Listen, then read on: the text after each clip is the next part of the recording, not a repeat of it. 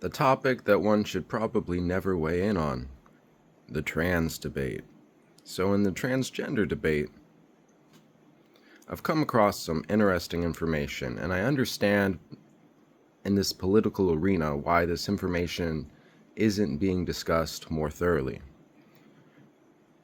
There's research that shows that there is a difference between the male and the female brain. There are certain regions of the brain that just show up differently in men and male and females, very, very consistently.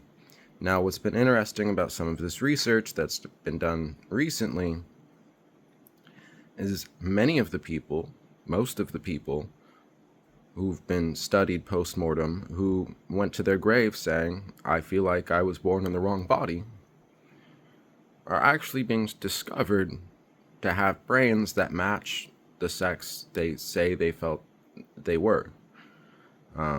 There's been other parts of the studies where they've looked at people who have, either been castrated for other reasons or had to take hormones for other reasons, but didn't feel like they were born in the wrong body. Their brains didn't show this change.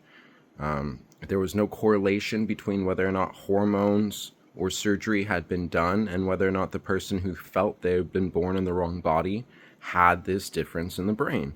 And so there's some neurobiological evidence at the level of the brain that people may be born in the wrong body. Now, the reason I think this isn't being discussed is at the same time we're having this argument about transgenderism, we seem to be also having this argument where a section of society is saying there's no innate biological differences between men and women.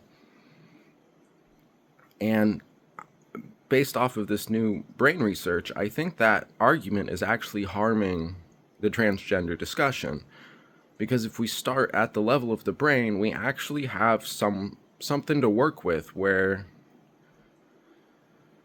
we have a true, easily definable pathway forward for transgender rights and transgender awareness. And I think if we don't take this pathway forward, things are going to continue to get messy and ugly, and we may never see a future in which people who are transgender are recognized.